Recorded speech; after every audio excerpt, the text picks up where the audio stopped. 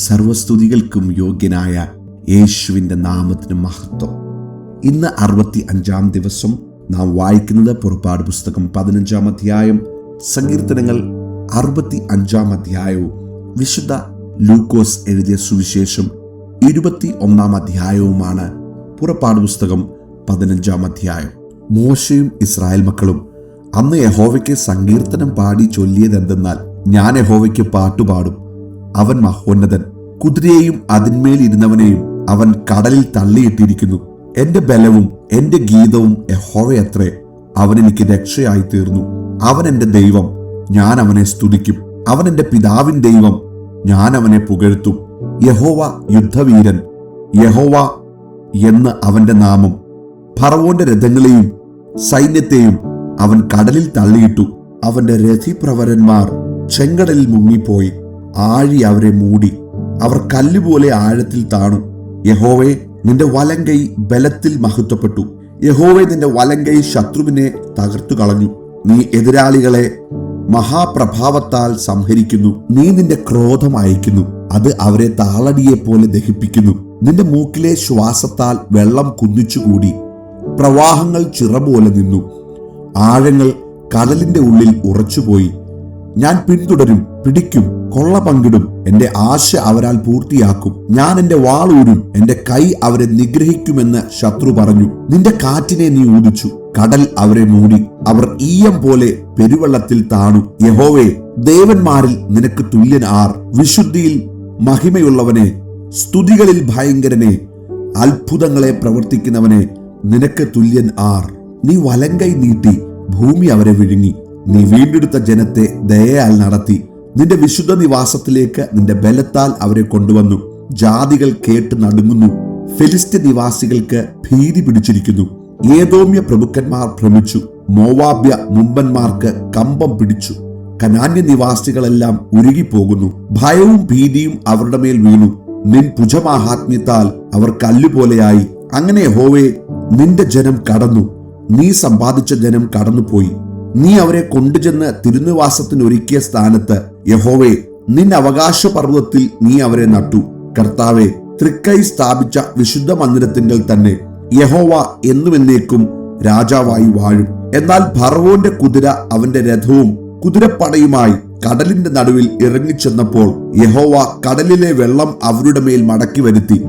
Israel മക്കളോ കടലിന്റെ നടുവിൽ ഉണങ്ങിയ നിലത്തിൽ കൂടി കടന്നു പോന്നു. അഹരോന്റെ സഹോദരി മിരിയാം എന്ന പ്രവാചകി കയ്യിൽ തപ്പെടുത്ത് സ്ത്രീകൾ എല്ലാവരും തപ്പുകളോടും നൃത്തങ്ങളോടും കൂടെ അവളുടെ പിന്നാലെ ചെന്നു. മിരിയാം അവരോട് പ്രതിഗാനമായി ചൊല്ലിയത്, യഹോവയ്ക്ക് പാട്ടുപാടുവീൻ, അവൻ മഹോന്നതൻ, കുതിരയെയും അതിന്മേൽ ഇരുന്നവനെയും അവൻ കടലിൽ തള്ളിയിട്ടിരിക്കുന്നു. അനന്തരം മോശെ ഇസ്രായേലിനെ ചെങ്കടലിൽ നിന്ന് പ്രയാണം ചെയ്യിച്ച് അവർ ശൂർ മരുഭൂമിയിൽ ചെന്നു. 3 ദിവസം മരുഭൂമിയിൽ വെള്ളം കിട്ടാതെ സഞ്ചരിച്ചു. മാറയിൽ എത്തിയാറെ മാറയിലെ വെള്ളം കുടിപ്പാൻ അവർക്ക് കഴിഞ്ഞില്ല. അത് കയ്പുള്ളതായിരുന്നു.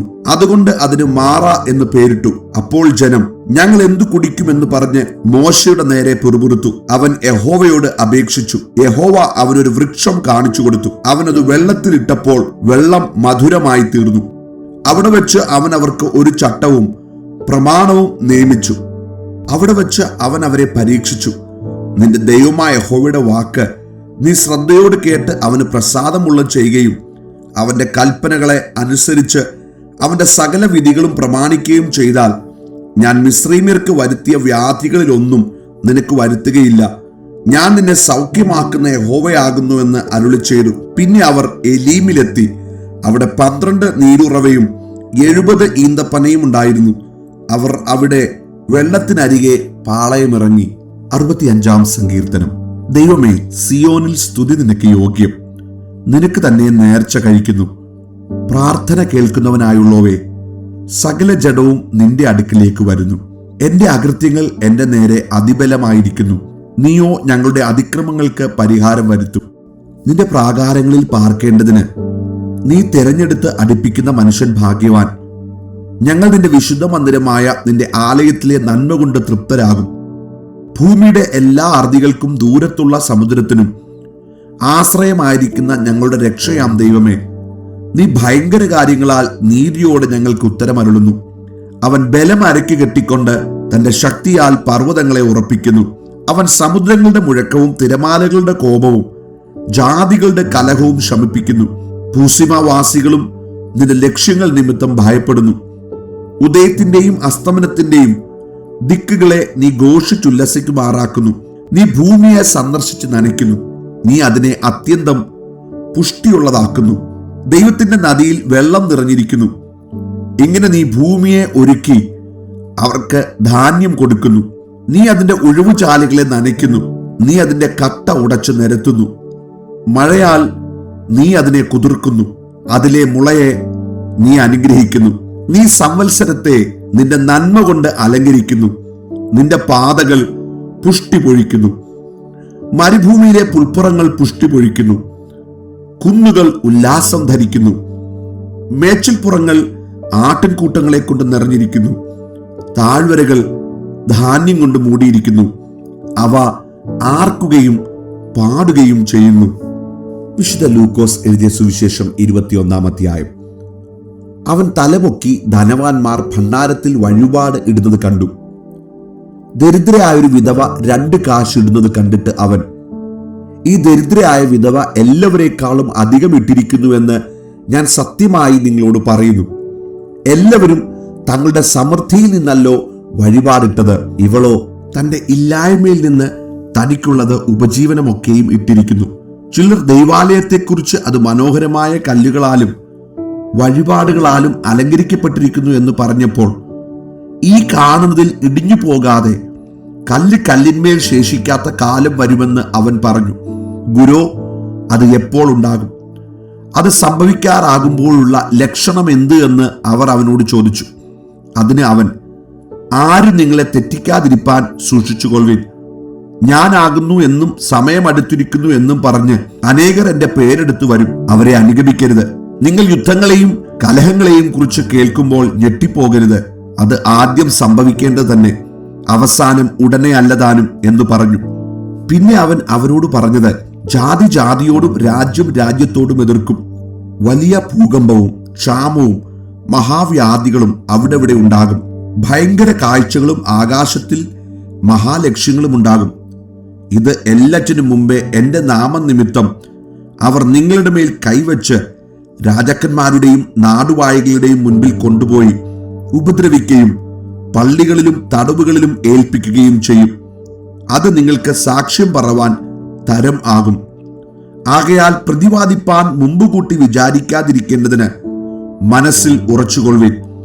നിങ്ങളുടെ എതിരുകൾക്ക് ആർക്കും ചെറുപ്പാനോ എതിർപ്പറവാനോ കഴിയാത്ത വാക്കും ജ്ഞാനവും ഞാൻ നിങ്ങൾക്ക് തരും.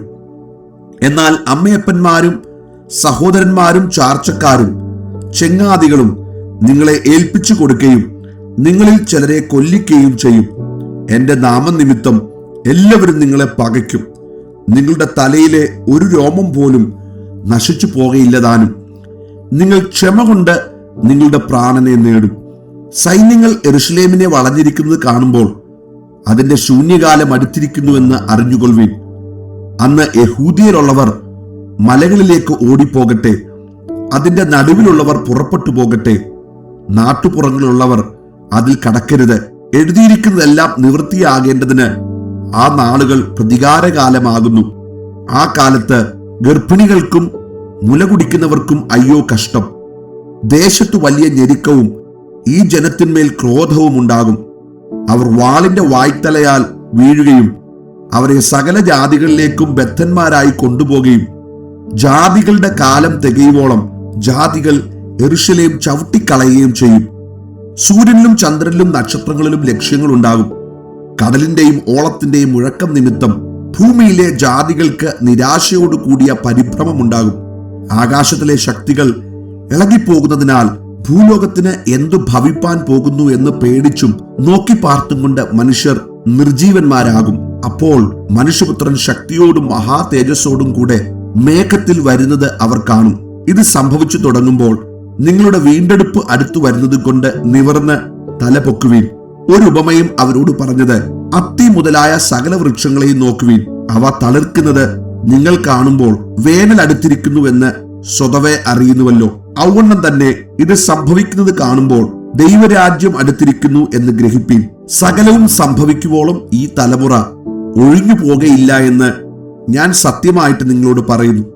ആകാശവും ഭൂമിയും ഒഴിഞ്ഞു പോകും, എന്റെ വചനങ്ങളോ ഒഴിഞ്ഞു പോകയില്ല.